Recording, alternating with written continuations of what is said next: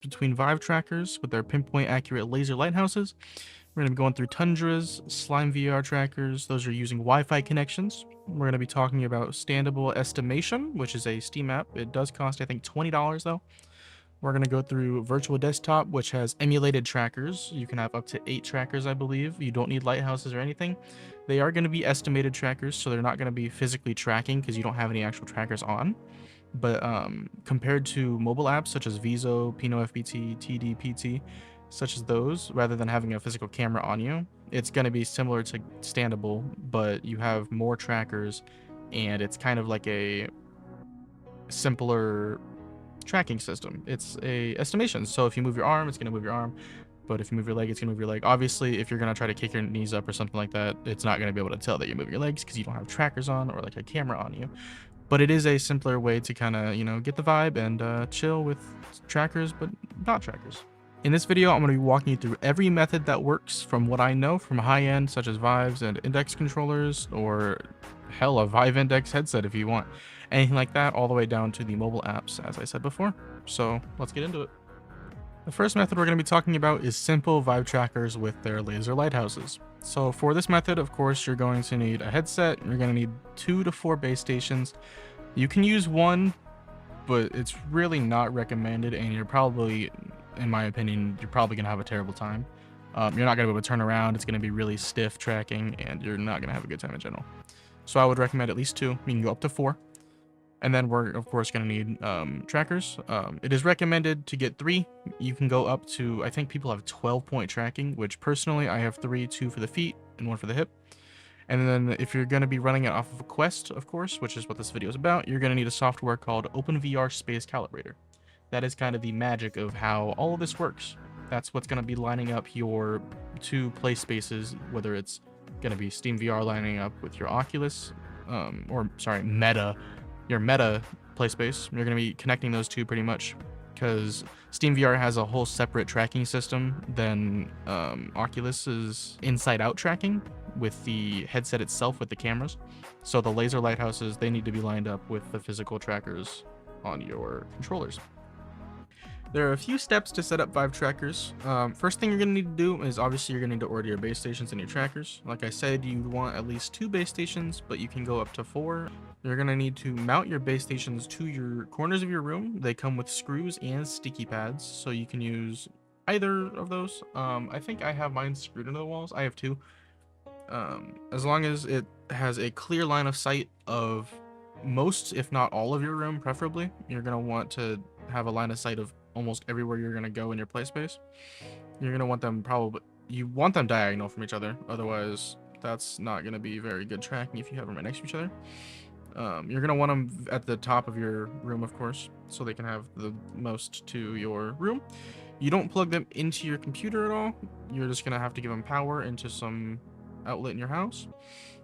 Once you mount your base stations, you're going to be connecting your dongles, which come with the SteamVR trackers when you order them.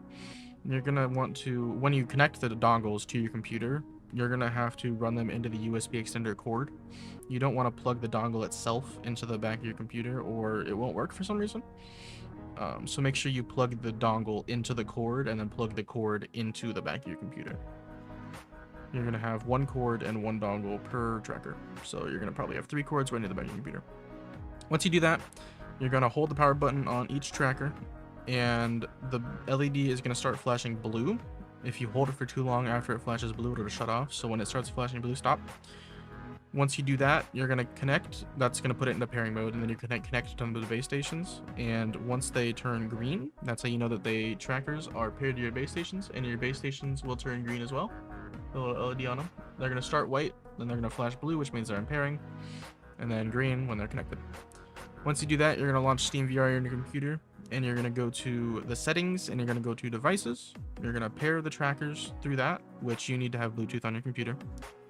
Once you have that connected, you're pretty much done. All you got to do then is you can, if you use OVR advanced settings, you're going to assign the trackers to each body part. So like hips, feet, whatever you want to use. So for Tundra and SlimeVRs, as I personally don't have them, I'm not going to be able to fully walk you through every single step of it. But I do know for the SlimeVR servers themselves, they come with a list of instructions on a PDF, and I'm sure there is videos alongside those instructions. But from what I know, you're going to download the SlimeVR server. I'm going to have a link in the description. It's slimevr.dev. You're just going to install that to your computer and you're going to run that. So the way that SlimeVR works is it's based off of your Wi-Fi. So you're going to have to connect the trackers to your computer and you're going to have to run the servers to your trackers themselves so they know which computer it's communicating with and what's going to be tracking. You're going to have to put in your Wi-Fi and your password, and your trackers will just seamlessly connect. They are magical, and they'll auto connect every time after that. It's not required to put that in every time you start it. You're just going to start the server next time and your trackers will work. Once you do that, the SlimeVR drivers will automatically communicate with SteamVR and you'll be good to go. Next method we're going to be talking about is going to be Tundra trackers. So for these, as long as I don't have them, of course, you're going to need the trackers and you're going to need a dongle, I believe. It'll probably come with one. If not, you can order them on other websites such as Amazon, I'm sure. I do know Tundra, on their Tundra Labs website, they have a multi-dongle. It is like, I think it's like 50-60 bucks. It's more expensive because it connects more than one device. Otherwise, if it doesn't come with one, they have the singles as well. Those are going to be about $30 per tracker dongle. You need one port per tracker, of course. You're going to plug the dongle into your computer and it's going to work just like Vives do. It's going to automatically load into your SteamVR just like that. You're going to go to the devices tab again and you're going to pair the tracker to SteamVR. Once you do that, you're going to probably want to name them and assign them the roles either through OVR advanced settings or through VR chat yourself. And you'll be good to go. For this next section, we're going to be talking about estimation trackers. So we're going to be talking about Standable estimation on Steam. We're going to be talking about virtual desktop and their emulated trackers. And then after that, we're going to go through all of the mobile apps such as Viso. We're going to go through PinoFBT, and then we're going to go through TDPT. I think Pino is the only paid for one. I know TDPT has it's $4 for their premium, quote unquote, premium menu. I haven't used TDPT myself, so it could work with the free one, but it may be required to purchase the $4 package so you can access all the settings and get done what you need to get done. But for now, we're going to start at Standable estimation. It is $20 on Steam, or if you're watching this video early, it is on sale for $16 right now. Of course, you're going to need Steam, you're going to need your headset. That's all you're going to need. You don't need any physical trackers for estimation, as they're not physically either watching you through your camera on your phone like the mobile apps do, or you're not wearing physical trackers, because it's estimating where your body is rather than actually positioning with physical hardware. So for this, all you're going to need to do is download Standable on Steam on your computer, and you just launch it. You give it admin or whatever permissions it requests, and it has a nice little GUI now. I'm going to put a PNG up on the video here. It's very simple. It walks you through it. There's video tutorials included in the app if you need it. There's Word articles explaining it. It's all included into it. Literally, you run it, and you go into VR chat or whatever app you're going to go into, and you just click launch calibration, and it's as simple as that. That's all you have to do. It gives you, I think it gives you 8 trackers. It gives you feet, ankles, knees. That's already 6. It's gonna give you way more than 8, but it gives you waist, arms, elbows, everything. It gives you chest, all that.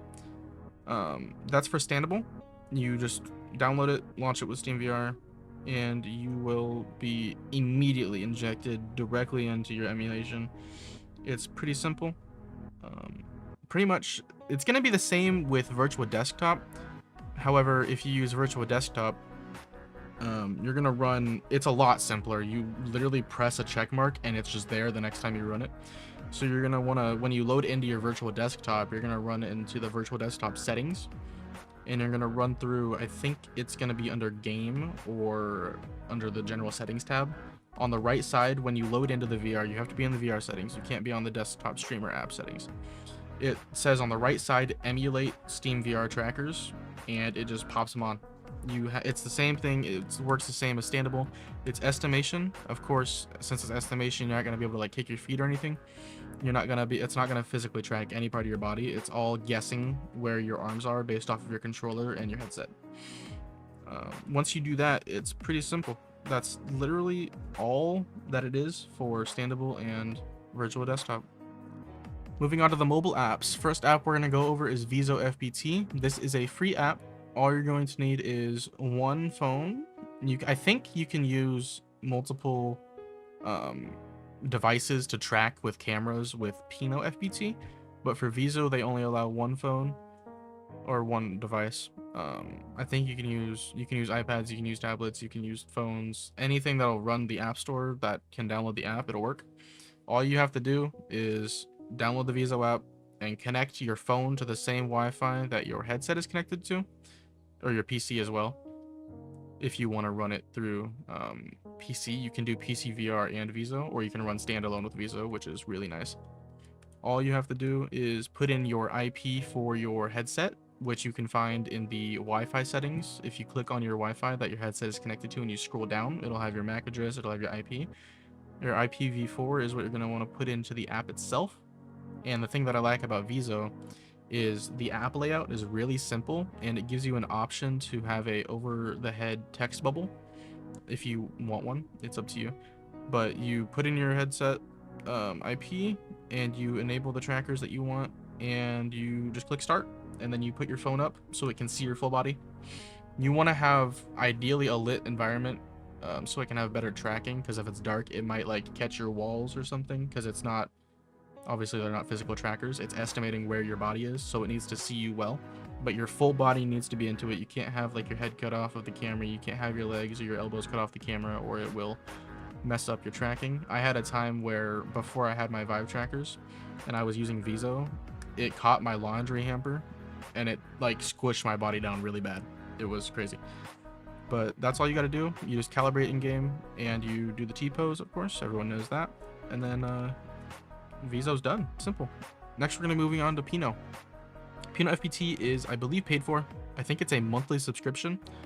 They might have a lifetime, and I don't believe they have a free like version package of it. I do know that they do have a trial if you want to try it out. It's pretty simple. All you have to do is it's the same exact thing as Viso, and it's going to be the same with TDPT as well. They're all IP based, so you're going to put the IP of either your computer if you're running SteamVR, or you can put the standalone headset IP. It's the same exact setup. You want to download it, and you need to make sure that you have OSC. If you're using VR chat, you want to have OSC debugging on, or it will not work. But that's the same with Viso as well. I should have probably mentioned that, at my fault. You just connect it, you put your IP, you put which trackers you want, and it just flawlessly works. You can launch it through to SteamVR, you can launch it through to your standalone headset. Simple as that. It'll just work. It's pretty magical, pretty simple, but it just works. Lastly, we're going to be going over TDPT. Again, it's going to be very similar layout to PinoFBT and Viso. You're going to put your IP. There is a free version, and then there is a premium version. Like I said, the premium is $4. It's a lifetime, it's one-time payment. And then the free, I believe, is, I don't really know what the free version gives you, but I think it would work with free. It might just give you less trackers or like estimation. But it might let you do hips and feet and maybe not your elbows unless you pay for the $4. But it's going to be the exact same setup. You're just going to put your IP in, you're going to select the trackers that are available that you want to have on your body. You're going to have the camera set up.